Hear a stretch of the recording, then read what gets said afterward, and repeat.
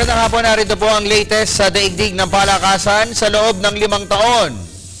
Maaaring magkaroon ng Pilipinas ng isang Grand Slam tennis champion. Ito po ang matigas na pahayag sa media ni well-known tennis Benjamín Holuswos, kaugnay ng kanyang misyon na simulan na ang pagtahak ng Pilipinas patungo sa World Tennis Stardom.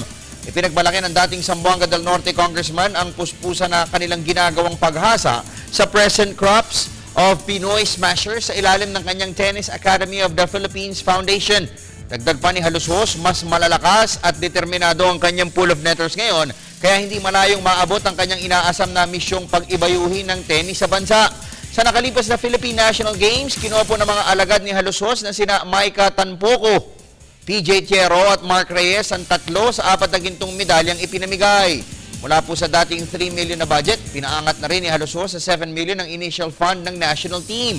Bagay na kanyang susuportahan ng ayuda mula sa private sector at Philippine Sports Commission. Sa professional boxing, malabong magsagawa ng training camp sa Baguio City at Wildcard Gym sa Los Angeles, California ang Team Pacquiao para sa kanilang ring return kontra Brandon Rios sa Nobyembre 24. Ito'y dahil malimit na hinahambalos ng bagyo ang City of Pines tuwing buwan ng Setyembre, habang masyadong malayo naman ng California sa venue ng laban na Macau City. May report si Ms. Cristabel De Leon.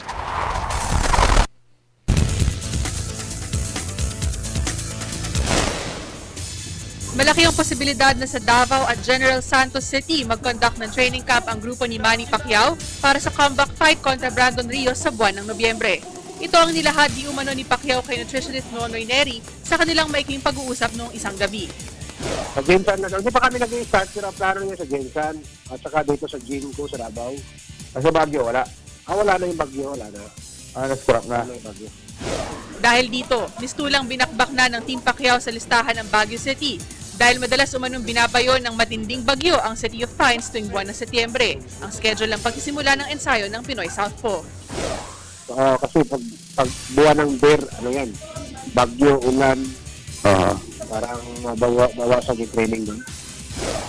At dahil sa Macau idaraos ang sagupaan ni na Pacquiao at Rios, tila malabo na ring dumayo pa sa Wildcard Gym sa Hollywood, California ang entourage ng Sarangani Fighting Pride para mag-ensayo. Para sa PTV Sports, Cristabel De Leon, Telebisyon ng Bayan.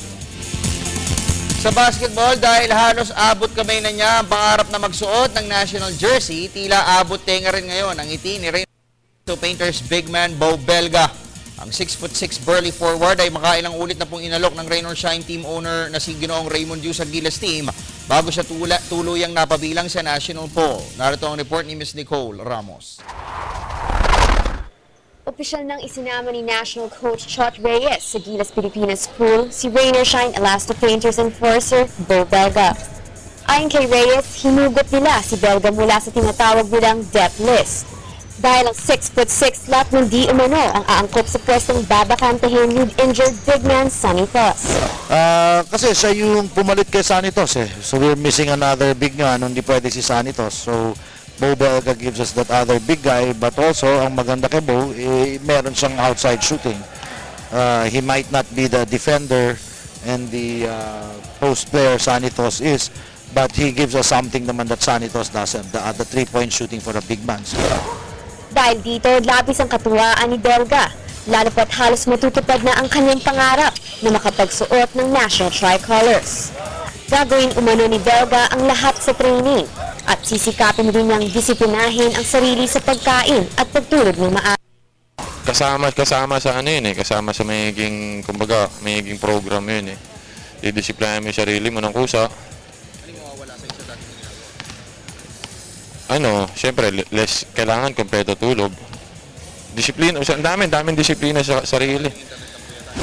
Samantala, muling iginiit naman ni Rain or Shine team owner Raymond Yu na malaki ang maitutulong ni Belga sa Philippine Quintet. Kaya naman nang magpaalam sa kanya ang Gilas Pilipinas management, ay hindi umano nag-atubili si Yu na ipahiram ang 26-year-old cager.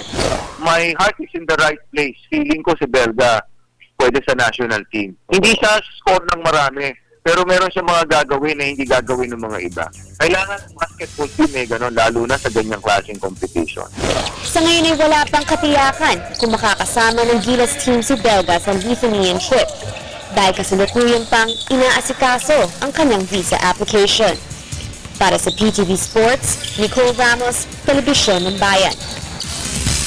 At yan po muna mga latest sa daigdig ng palakasan. Kung gusto niyo po ng mas marami pa, tumutok mamaya alas 5 ng hapon sa PTV Sports. Ako naman po ang inyong coach, Snow Badua.